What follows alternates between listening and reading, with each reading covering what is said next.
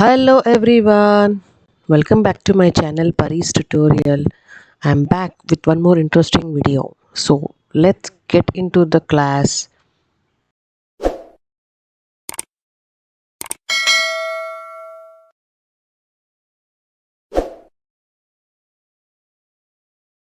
Good morning everyone, welcome back to my channel Pari's tutorial. Today I want to talk about an important topic regarding the techniques that we come across during the separation of DNA. Now I want to discuss about the techniques that are involved for the separation of all DNA, RNA and important proteins. Okay, so in this class I want to talk about the centrifugation. So, right, centrifugation is the basic mode of technique that is required for the separation of heavier components from lighter components from the heavier components in the given mixture. Okay, so to talk about what is centrifugation, before I talk about this, let's talk about sport called shot put. Okay, should be knowing shot put. They take a heavier ball and keep that on their shoulders, right? So they will just move in a rotating process. They will just move in a circular motion and just throw the ball, that heavier ball, away from the center. So they will just measure the distance from the person, from the center to the radius, like how much distance the body has traveled from the center. That is what you call is a centrifugal force. It's a force that is acted upon a body away from the center. So this is the main principle for the centrifugation to occur. Centrifugation takes place in centrifuge. So all the centrifuges has got a basic speed, okay, which is generally measured in terms of RPM. They are called number of rotations per minute. So each and every centrifuge has got its own RPM, based on which we can separate our components. Okay, so this centrifugation is mainly based on the centrifugal force that is acting upon the body and the radius, right? So RCF is nothing but the relative centrifugal force. This relative centrifugal force is generally measured in terms of gravitational pull. Each and every particle in the component is being acted upon by the gravitational pull and the centrifugal force when they are placed in centrifuge. So uh, uh, calculating the radius and calculating those number of RPM will give you the relative centrifugal force of that particular component. Okay, it is measured in small g, gravitational pull. Okay, so main principle of the centrifugation is sedimentation. So once you go for a centrifugation, you will be ending up with a sediment at the bottom of your tube. That sediment is nothing but pellet, right? So whatever the heavier portion will be centrifuged at the bottom with the supernatant at the top. So we'll separate it and we will go for the further purification of that particular compound. So the whole centrifugation is based on the sedimentation, separation and purification under the influence of centrifugal force. So hope you got the idea of principle. Now let's go, what are the type of rotors. So each and every centrifuge has got a rotor fixed in it. So at what speed does the rotor moves and what angle does the tubes are placed in, mainly depends upon the type of centrifuge. Okay, the tubes where you are taking the component are generally placed at an inclination. This is placed at fixed angle rotors are placed at 45 degrees inclination, whereas for the swimming bucket it is placed at 90 degree. Okay, it is, if you are placing a sample here, it should be immediately balanced here with the same weight here. Okay, for your proper separation to happen. Okay, so let's see what happens here. See, in swinging bucket at rest it is in normal position. Upon speed this moves with in this direction, and finally after the run you will be ending up with two bands, which is this is a heavier band and this is a lighter band based on their weight. Okay, this is having more weight, so obviously it gets settled at the bottom, called pellet. So for fixed angle also it is placed at 45 degrees inclination, and this speed it will be remaining in the same, and it will be easy for us to remove all these things with a pipette because it is in an inclination position, and at the after run also it would be in a same position.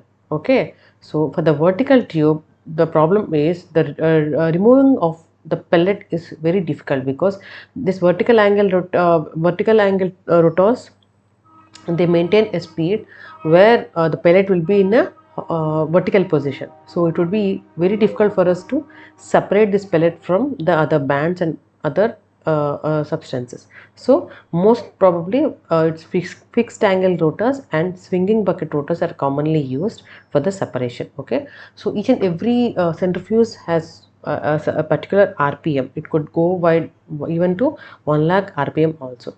So in the last class we have discussed about a density gradient, right? So I will want to talk about that also later. Okay, now what are the modes of centrifugation? So there are two different modes of centrifugation. The main objective of this preparative is to only the separation and recovering.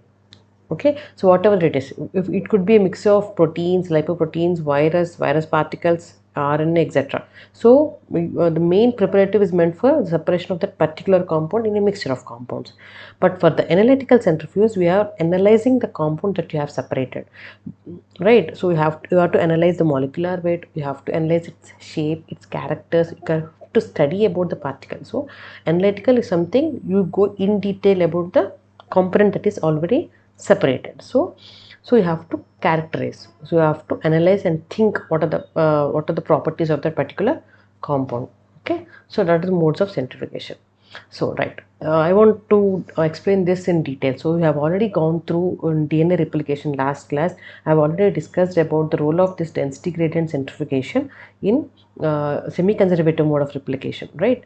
So there they have taken a medium, right? The same way in density gradient centrifugation, the main basis is upon the centrifugal force, right? These molecules would reach to a density that is equal to a medium. That medium that I am taking is cesium chloride, because density of cesium chloride is equal to density of DNA and RNA. For example, if you have a mixture of DNA, RNA and proteins in your sample and you want to separate only the DNA. So first of all, you have to go for a density gradient centrifugation where the proteins which have a higher density would obviously get settled at the bottom, right? When you add density equal to DNA and RNA, that is cesium chloride, to that tube, what happens is that would help you to maintain a density, and the process gets separated when they reach the density of cesium chloride, right? Main principle is that only the molecules will settle down when the centrifugal force reaches the density of the medium, right? So that is why cesium chloride is used for density gradient. At the same time, you might be wondering why sucrose is added in this centrifugation. Sucrose is like a cushion, right? So DNA, we need DNA in a native form. So when you want to collect the DNA in the native form, it should not be exposed to any mechanical stress, right? So it may lose its structure when you are exposed to high range of centrifugation. So I already told you, for density gradient centrifugation in semi-conservative replication, it has gone to 48 to 72 hours of centrifugation at 35,000 to 45,000 RPM. So at that RPM, obviously you may have chances for the DNA to get damaged or to lose its native form. So for it to have a native form, we need to add sucrose to it. So sucrose maintains a cushion like thing. It reduces the mechanical stress for DNA. Okay, so hope you got an idea about density gradient and why these things are added. Okay, so next comes what is the differential centrifugation. So differential is nothing but you keep on adding, increasing the centrifugal cycles, like the speed keeps on increasing and the suspension of cells are subjected to main series of centrifugal forces. So it keeps on yielding many pellets where you can analyze each and every pellet at every RPM, right? There are 10,000 RPM you will be getting one thing, at 15,000 RPM you will get one other compound. So based on, you keep increasing your centrifugal RPM cycles so as to get different types of pellets and you can study them, right? That is what you call a differential centrifugation. So it could generally, like, separation of cell organelles and membranes of the cell would be happening in this. Okay, what is ultracentrifuge? So ultracentrifuge is something, it's it's an important in a machine that is required for every lab, because it has got a refrigerative mechanism, like refrigerator system is being accompanied with it because of its high rpm. So the rpm could reach to 1,50,000. So obviously that should be able to balance the heat that is produced during centrifuge. So ultra centrifugation is equipped with a refrigerator system. Okay, so this is name itself says it's ultra. It can very small molecules, extremely small molecules can be separated under this centrifugation, like ribosomes, proteins, and viruses. So these are the types of centrifugations. And upon this, what are the uses? See, you happen to hear about blood separation, right? So blood separation, like serum, plasma. So whenever you draw blood from a person, they immediately place it in the centrifuge, and they will separate that, right, serum and plasma. So that is for the labs and all, this plays a very important role. Okay, and but second one, the same way, they will take the urine sample, then immediately place it in the centrifuge to see the samples that have been pellets that have been collected at the bottom, and then analyze for the further studies. Okay, so even here, see, separation of antigen bound fraction or antibody found in immunoassay. So in immunology, you might have heard about radio immunoassay, enzyme linked immunosorbent assay. These are the antigen antibody reactions. Okay, how they are bound to each other, and how agglutination happens, and all these things come under immunology. I will let you know in that branch. Immunology is a very big subject, I can't complete in one day or one class. Okay, for that antigen antibody reactions, they are called immunoassays.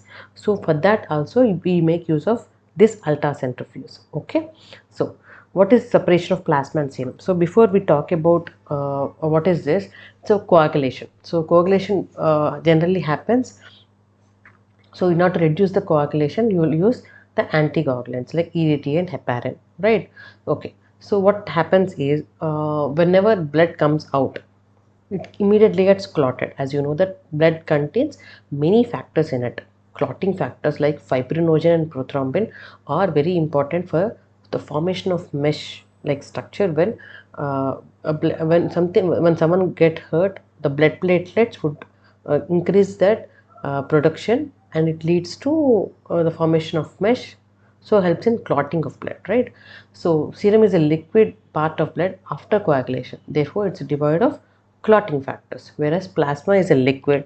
So right, it has been treated with anticoagulants. So due to addition of anticoagulants, and when you place this in a centrifuge, you'll be getting the red blood cells at the bottom and white blood cells and the platelets with a better weight at the top, and plasma being at the lighter weight, it gets separated at the top. So serum is something you will get after the blood gets clotted. So of course the serum doesn't have any fibrinogen clotting factors. Okay, so of course, so we can, there is no confusion right now that serum is nothing but plasma without clotting factors. Okay, so these are the questions they may ask you with the topic of centrifuge today.